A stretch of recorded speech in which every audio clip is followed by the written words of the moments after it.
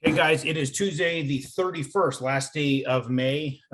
Year's freaking ripping along, but don't have a ton of time and I'm not going to bore you with a bunch of data, but I'm going to show you something I think is very, very interesting, something I believe you guys should take a peek at because it goes to talk about what we talk about all the time. So go to Market Watch and check this out. So this is a Market Watch article with respect to inflation.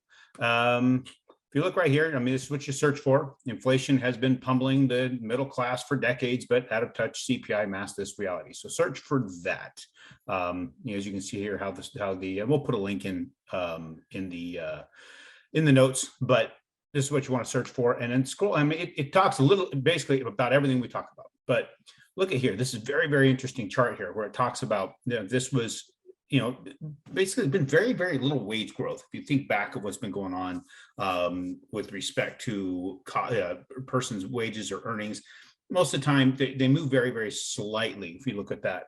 But when you consider zero wage growth, just for the sake of setting a baseline, this is what the CPI is claiming wages are doing. When you use the CPI and you adjust with the Fed's metric for inflation, it says wages are going up. But if you look at the actual cost of living, look at what wages are actually doing. Wages have to jump significantly just to keep up with the cost of living. This is a very, very, very cool chart. So I'm gonna let you guys read this story for yourself or this article. It's an opinion, but I think it's a very, very solid opinion if you ask me. So that I thought you would definitely want to take a look at, look that up, read that thing, digest it, read it a couple times, really, really good data. With respect to market, what's going on out there? Well, it's exactly what we've been talking about, right? We find this sideways channel. Here was that downward trend line. I mean, we saw it working its way down anyway, but then it took a massive downward turn.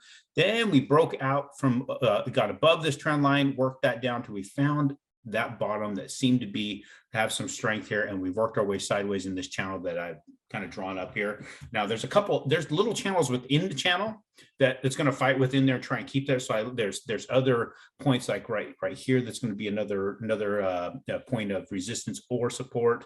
Down here we got another point of resistance or support. We have another one here, so we have several in there. So this buffer in this wide channel is a very, very wide channel, so it can have a lot of effect on the interest rate day after day, or the cost for the rate, or points, if you will.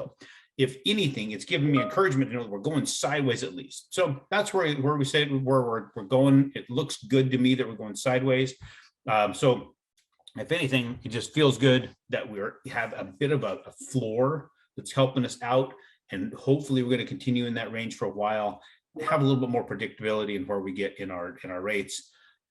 Just wanted to give you that data before we get going into the day. I've got a ton happening today, but I want to be sure I gave you guys that to work with.